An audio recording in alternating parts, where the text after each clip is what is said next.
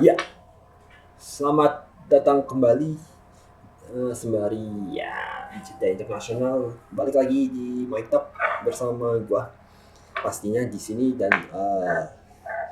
sebelumnya gua mau ini dulu mau apa ya mungkin yang kalian nunggu-nunggu ya sorry to say but uh, that delayed video gitu karena ya gua ada sedikit masalah dengan device gua dan ya sedikit masalah dengan perut.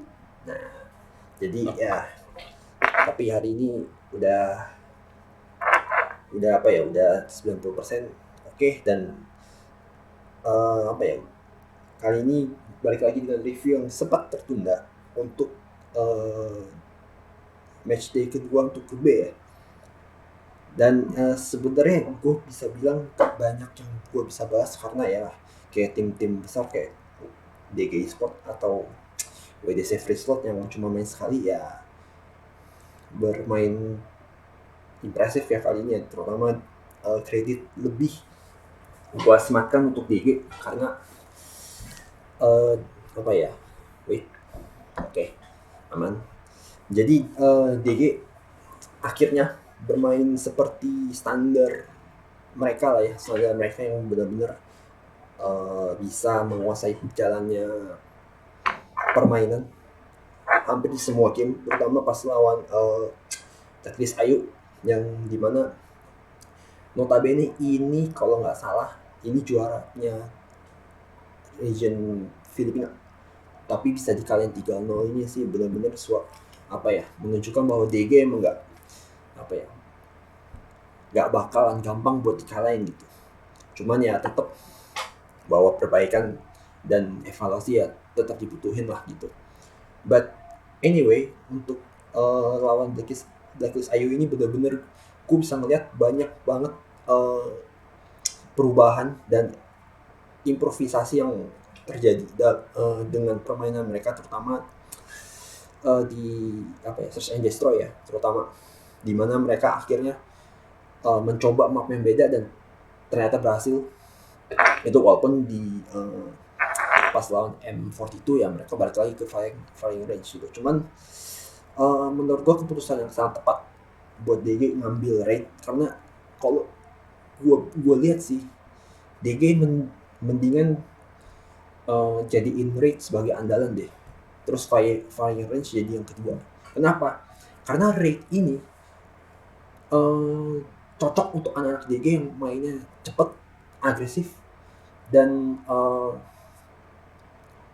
apa ya yang gue lihat rata-rata mereka nya 3 dari 6 playernya tuh SMG user gitu. Dan kalau nggak salah ada yang pakai SG juga kalau nggak salah ya, yang kayak nggak ada SMG user, dimana mereka akan unggul di jarak dekat dan sempit. Dan map rate ini sangat cocok untuk mereka sih bermain di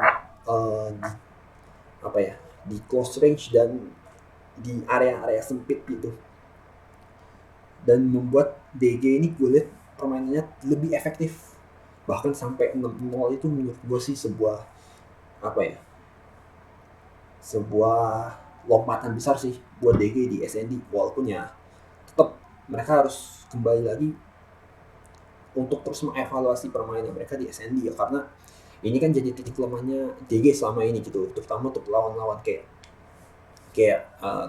tim-tim yang udah bisa dibilang udah lebih unggul lah, jauh dibanding DG, kayak contoh WDC Freeshot gitu. Ya gue harus akuin sih memang WDC Freeshot untuk segi aim sih gue bilang 11-12 bahkan uh, apa ya unggul lah ketimbang DG gitu. Tapi yang gue sesalkan di sini kan memang DG ini kan tahu cara main WDC Freeshot kayak gimana, bahkan mereka tuh udah ketemu sampai beberapa kali gitu. Harusnya mereka tuh at least bisa kasih kejutan lah. Kalau misalkan sampai gak bisa menang ya gue sih fine aja gitu. Tapi ya mestinya memang di hari pertama mereka main kemarin tuh mereka harusnya at least bisa kasih kejutan lah, kejutan dari apa ya segi strategi yang bakal mereka mainkan gitu, nggak kayak kemarin gitu. But ya it is what it is gitu ya. DG uh, udah ngelakuin yang terbaik lah gitu ya. Mungkin ada sebuah hal yang juga jadi faktor mereka bisa kalah segitu telaknya sama anak WDC, but that's fine gitu, karena juga kalau main online kayak gini kan masalahnya juga mungkin di network bisa ya lebih-lebih ke network sih, kestabilan jaringan per negara kan beda-beda itu, but ya it's fine sih buat gue bahwa mereka akhirnya bisa ngambil 5 poin game sih. 5 game point itu sih menurut gue udah sangat bagus untuk DG gitu ya. Terlepas kalau gue lihat dari DG yang agak kecolongan di domination pas lawan M4 itu sih, untuk gue ya sekali-kali mereka agak apa ya, agak bermain jelek di domination sih, it's fine lah untuk gue, karena ya hardpoint sama domination kan itu udah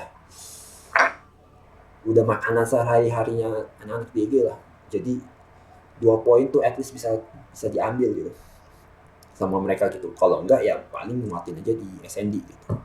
But that's okay, that's fine. Untuk gue ini udah jadi satu hal yang bagus buat mereka untuk mengarungi day terakhir ya besok. Itu ngelawan Sam9, dimana Sam9 ini gue liat mainnya enggak banget, bener enggak banget, koordinasi berantakan, gameplay juga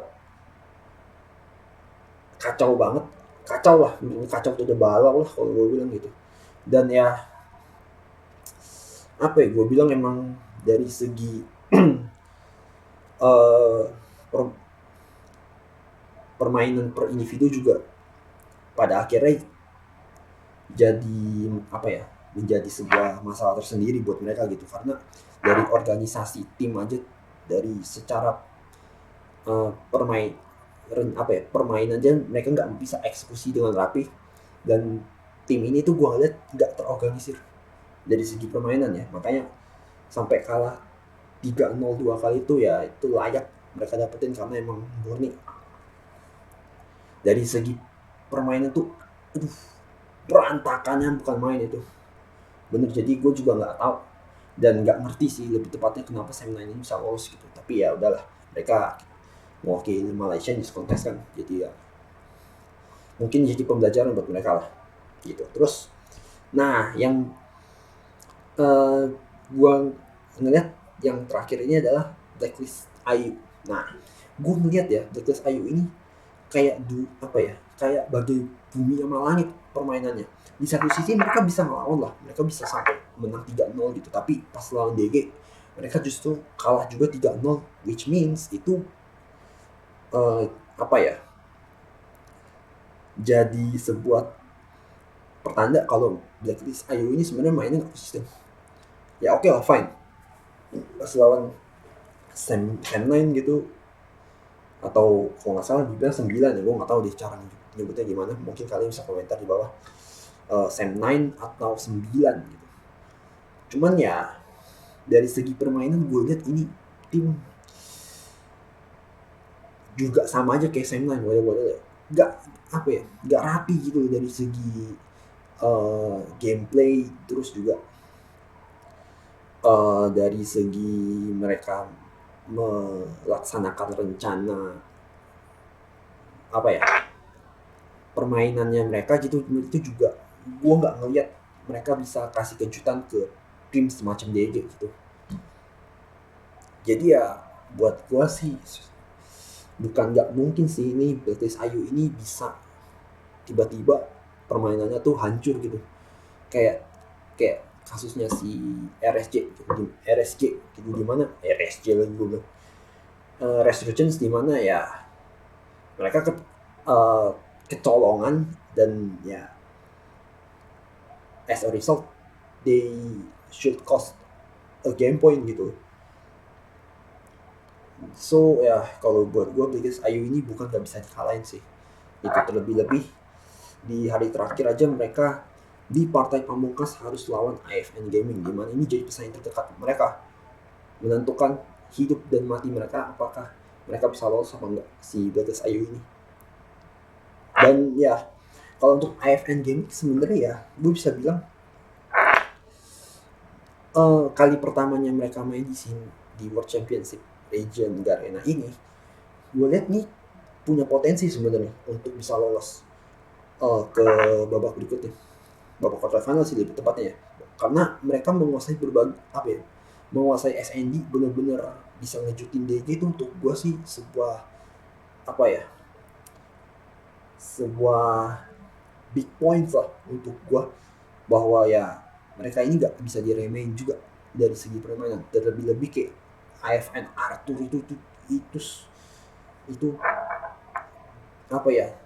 sebagai sniper man, dia tetap tenang walaupun dikepung sampai beberapa orang. Tuh buat gue sih satu plus poin sendiri ya untuk anak AFN, dan ya mereka patut bersyukur sih untuk yang lain, karena mereka punya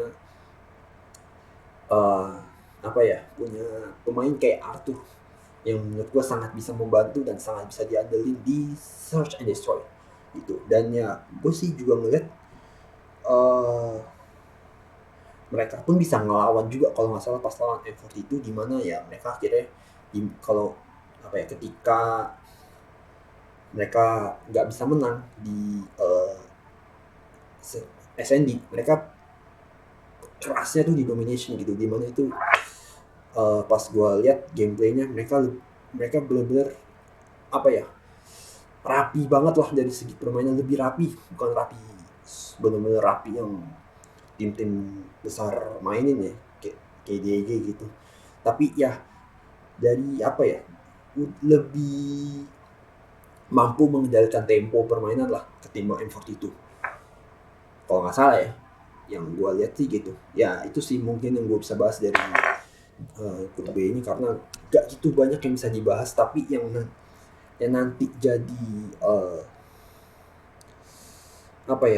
jadi seru itu nanti pas di akhirnya, dimana ya antara AFN sama Blacklist IU aja nih yang bakal ngerebut posisi terakhirnya siapa. Karena Sam 9 hari terakhirnya itu lawan DG, dimana buat gua itu calculated loss, pasti calculated loss buat gua, bahwa DG pasti bisa ngambil lebih banyak poin ketimbang Sam 9. Nggak tahu nih apakah DG bisa ngambil 3-3-nya atau cuma 2-1. Ya patut dilihat sih kayak gimana nantinya. Dan ya sementara AFN sama Blacklist IU ini kalau nggak salah punya 2 game, dimana AFN di salah satu gamenya harus melawan WDC Free Slot.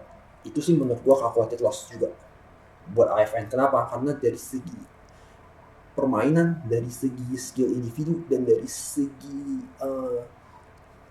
gameplay yang bakal mereka terapin, ini jauh banget WDC Free Slot di atas AFN Gaming. Jadi untuk gua calculated loss buat AFN Gaming untuk bisa ngelawan WDC Free Slot, tapi bukan nggak mungkin bakal ada kejutannya, tidak tertutup kemungkinan buat itu. Dan ya partai pamungkasnya ini yang benar-benar harus mereka menangin at least 2 poin lah gitu, karena poin mereka jarak cuma 1, unless ya Blacklist IU menang 3-0 gitu. Itu sih udah menurut gua peluang mereka udah hampir habis buat gua untuk si AFN ya. Tapi kalau mereka kalah anak-anak Blacklist IU ini di pertandingan pertamanya, kalau nggak salah lawan siapa ya, M42 ya kalau nggak salah ya, itu bakal membuka peluang AFN Gaming buat ngambil spot keempat di partai pamungkasnya. Jadi ini yang seru sih antara Blacklist IU atau si AFN Gaming yang bakal lolos ke babak berikutnya. Oke, itu mungkin aja video review gue buat di kedua grup B. Ya semoga bisa memberi gambaran buat besok lagi untuk hari terakhir mereka bertanding di group stage. So ya itu aja dari gua. Terima kasih yang nonton dan sampai ketemu di maktab berikutnya.